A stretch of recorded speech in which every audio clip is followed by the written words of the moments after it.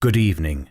A great darkness is approaching Britain this winter, as we relearn the terrible, desperate, and heroic things that men will do when they are hungry and when they are cold.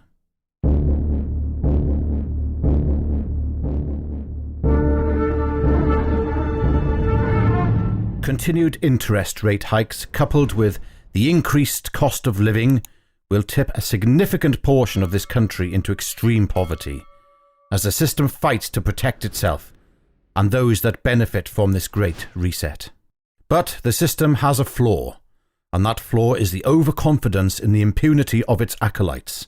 Man's ego says the following: they are rich and we are poor, because we allow them to be rich and we allow ourselves to be poor.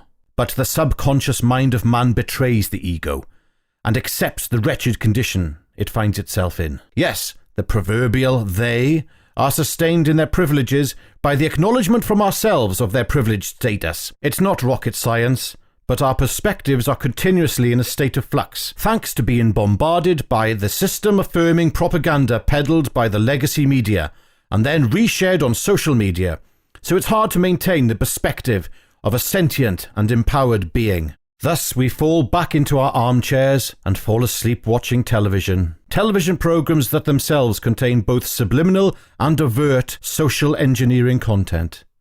Sleep.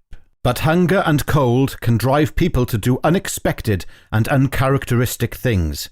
Things they would never dream of doing in more settled times. And those behind the Great Reset are counting on this, because a collapsed system means a new system has to replace the previous one. And it will be the darkest version of humanity that forges this new system from their ivory towers, and men will fall back into line. Or at least that is what they are hoping for. At the beginning of this video, I did say that a belief of impunity by the elite could be their downfall, but that depends on who ultimately judges them.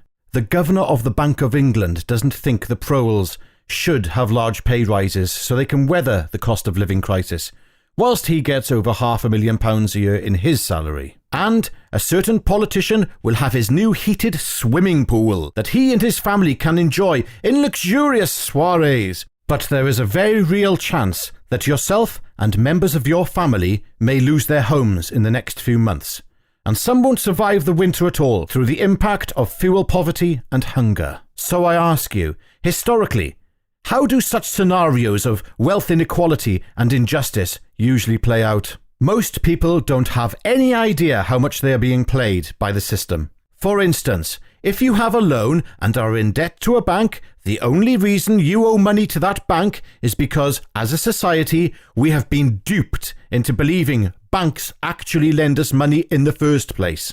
What are you talking about? Of course they lent me money. I was there when I took out the loan for my house, you imbecile. I hear you cry. Well, the truth is, no, they haven't really lent you any money. But in legal terms, in our rigged system, they have. You see, under our debt-based monetary supply, loans are nothing more than a co-creation scheme between the so-called lender and the so-called recipient of the loan, where money is created out of thin air in the form of debt at the moment the so-called loan is agreed. And at that very moment when the contract is signed with the bank, money is created that hitherto did not exist. Oh, did you think the loan from your bank was money borrowed against existing bank and savers' assets? The monetary value of the assets of banks is actually a fairy tale. As crazy as it sounds, it's an international fairy tale that is agreed by all the different nations. And money is actually made out of debt. And the Bank of England confirms this quite clearly. Yes, our money, our wealth, and our debt are all hypothetical. Yet we empower and confirm our relative position in the food chain with our individual belief in the debt-based monetary system feeding through into a collective belief that enslaves the masses who would balk at the suggestion that they are actually living in servitude. It makes you wonder if the term loan within this context actually breaks trade description laws. I doubt it would hold up in court though, seeing as the system always protects the system, regardless of any concept of justice. But don't lose hope, and keep researching the truth. It really is out there.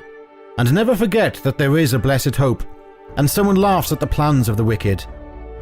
Anyway, question everything and everyone, especially me. Over to you.